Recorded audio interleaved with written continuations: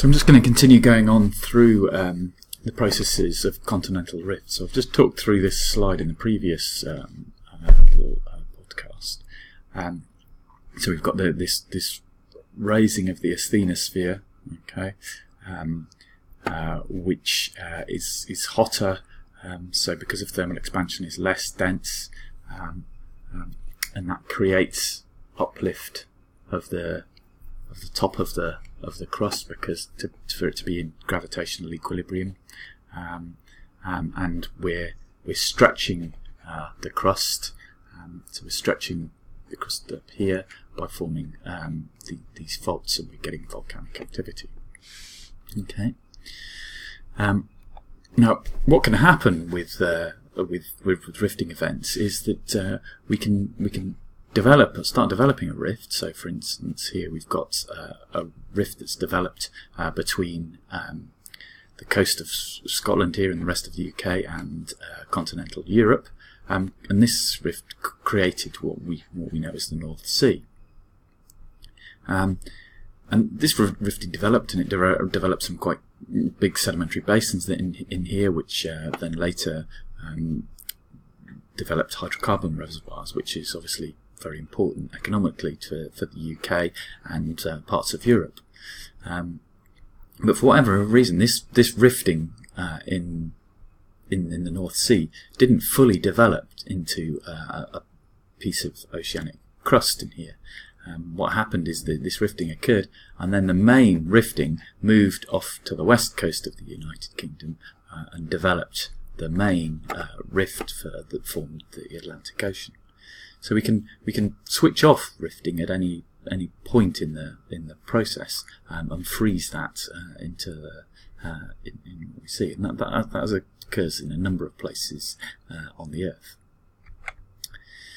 And what we can see is that there's this sort of cyclicity in this process. So we have a bit of stable craton, okay, and because we've got this thick continental crust, which is got a lot of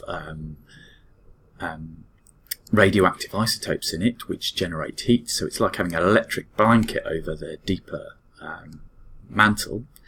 And what that means is that we end up with increased heat at the base of this thickened lithosphere, and we start to get asthenosphere rising up and causing starting to cause stretching, and we develop a rift in these stable cratons. So we start to generate this rift, and we generate a proper ocean basin with two passive continental margins on either side of it.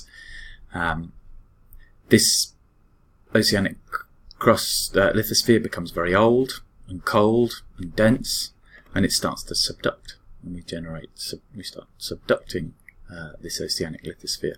Okay. This subduction continues, and we eventually subduct all of the oceanic lithosphere, and we end up with having a continent-continent collision, and we end up with a thickened piece of continental crust. And this can either create this can then go round the process. In here we have a thick and stable bit of crust, continental crust, which goes round and starts rifting again.